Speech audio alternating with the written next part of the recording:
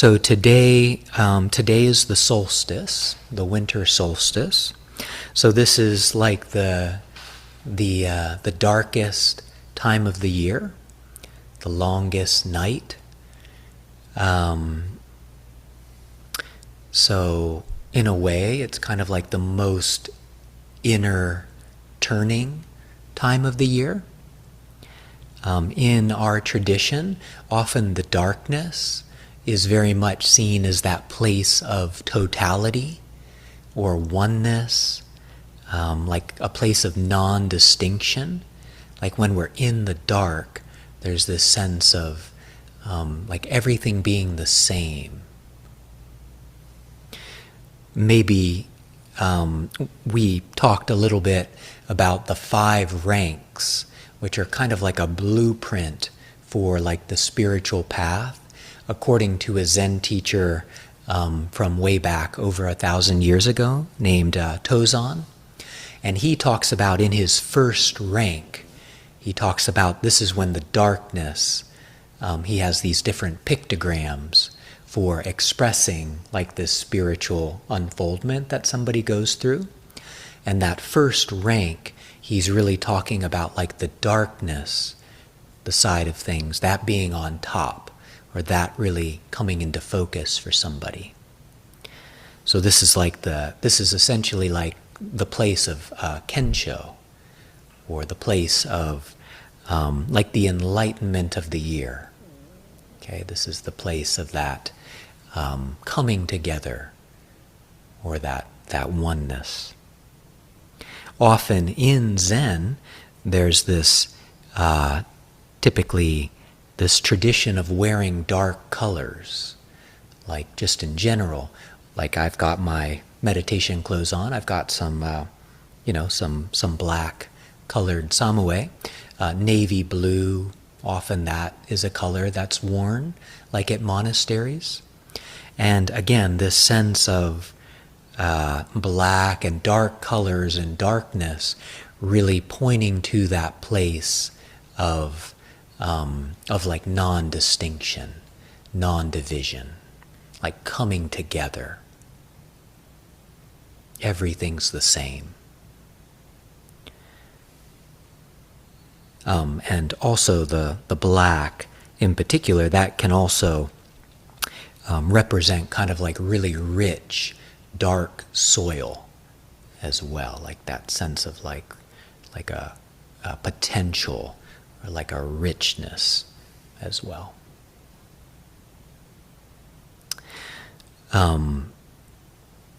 Joan Halifax, the Zen teacher down in Santa Fe with Upaya Zen Center, she has many books out, but she has a book called The Fruitful Darkness.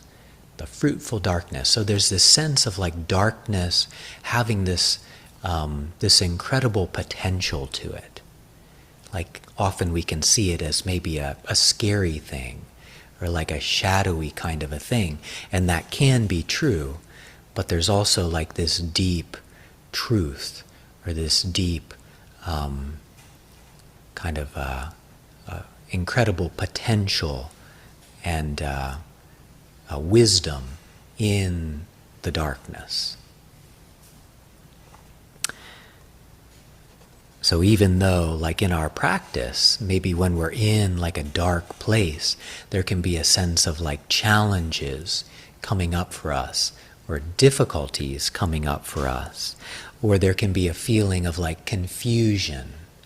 You can feel confused, or like that shadowy quality. There's also this aspect of potential to it.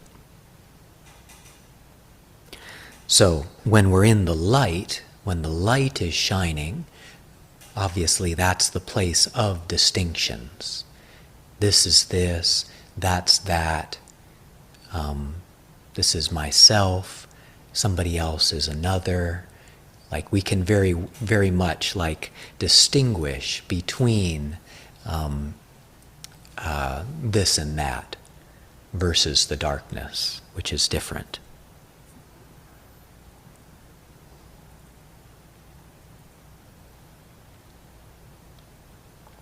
So in our practice, what we're very much doing is we're turning the light within. We're essentially shining our attention within ourselves. When we're sitting, we're being present, we're being open, we're allowing, and we're not looking outside, we're being with what's here right now. Often we have like a tendency in our life to want to distract away from like what's going on right now in this moment. Like we typically will look outside for answers or outside for like sources of contentment or fulfillment or satisfaction. Maybe we want to travel a lot, or obviously social media, that really pulls us out and out. Different desires maybe that we have. And we're looking truly for like a sense of deep connection, wholeness, satisfaction. And actually that's something that we find not through looking outside, but again, shining the light of your attention within and just being with ourselves as we are, and allowing things to come and go, and seeing ourselves in a truer and truer way.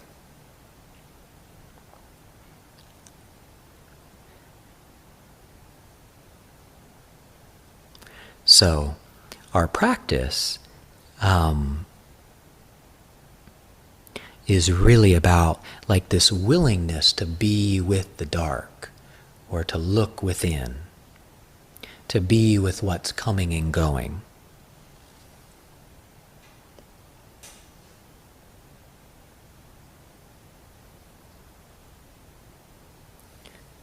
In a way, when we really tune in and look within, it's like we're finding the darkness of the present moment. We're finding like this totality or this allness in the moment.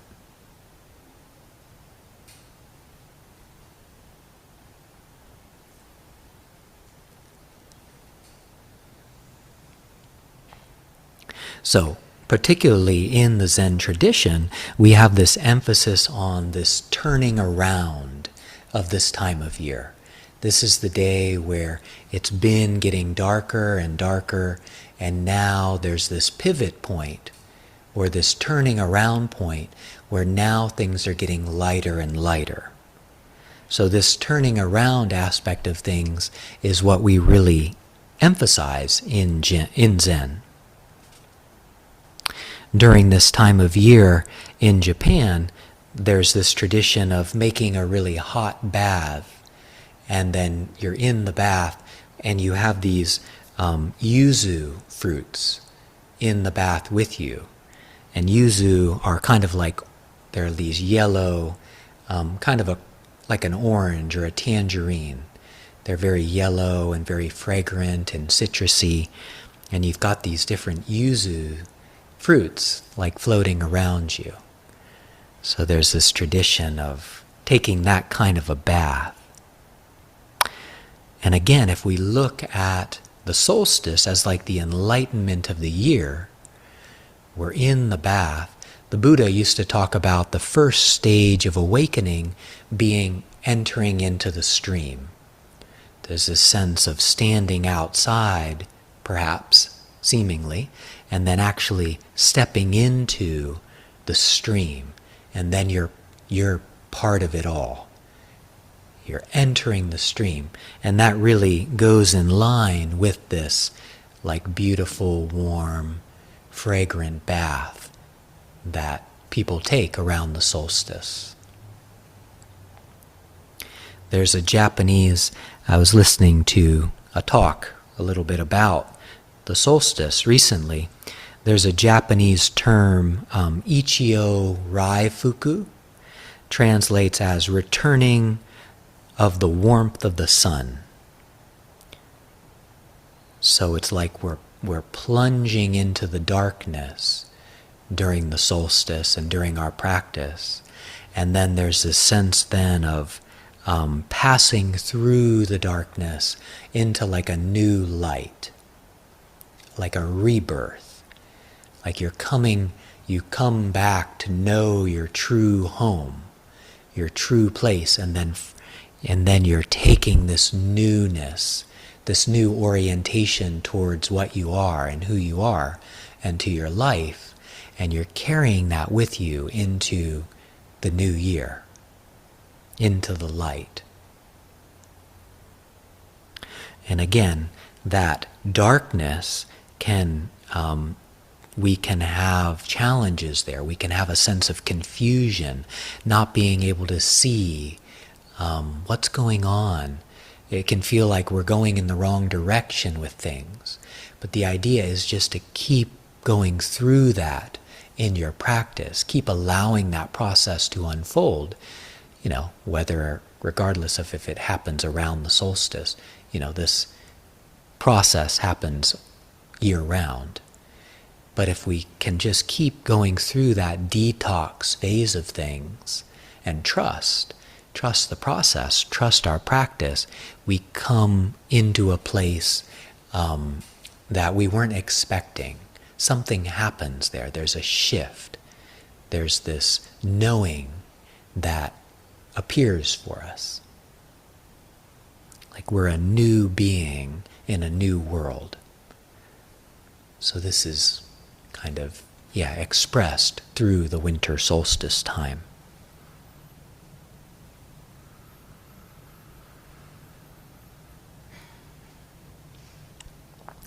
So in a way, there's this turning around of our life.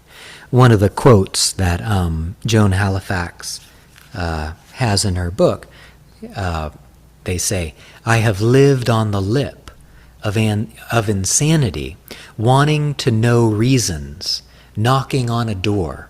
It opens. I've been knocking from the inside." So the sense of, like, now we recognize things. We know we're home. We know that we are, there's nowhere to get. There's nothing that needs to happen. It's all right here.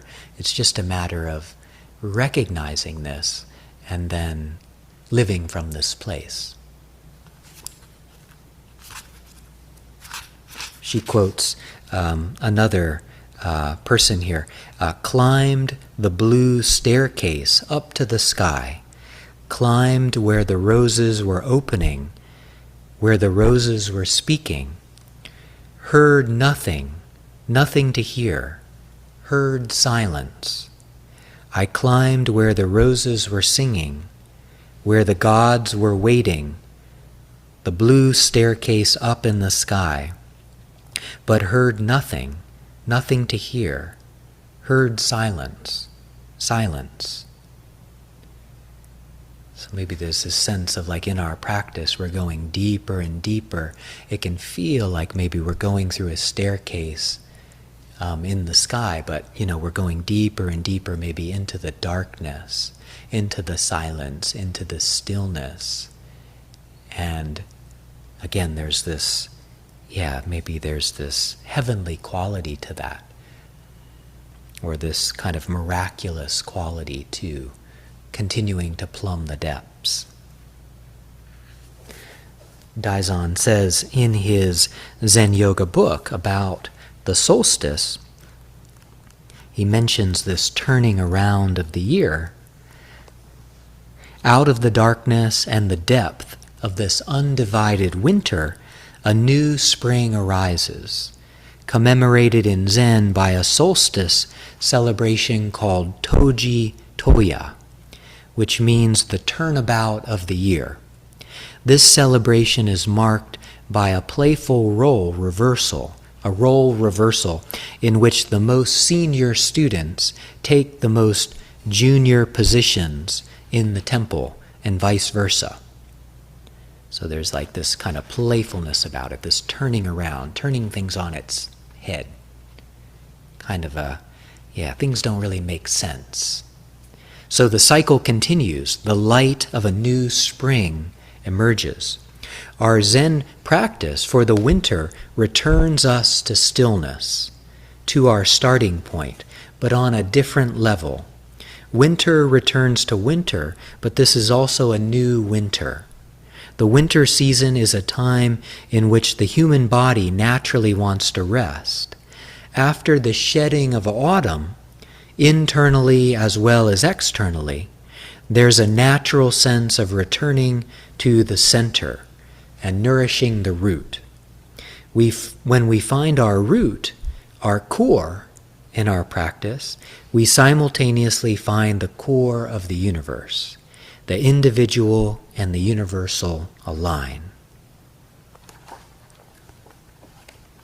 So, as we practice together tonight, perhaps you're able to really just be with what's happening right now in this moment for you. You can really allow the light of your attention, the light of your awareness to be within, to be with your breathing down in your belly, to be with yourself, just allowing things to come and go. It might feel like you're sinking deeper and deeper into the dark as you do this, coming more and more deeper and deeper into this place of our true home that's always available for us right now, every moment. So really befriending the darkness in your being at this time of year, really learning from the darkness, getting intimate with the fruitful darkness.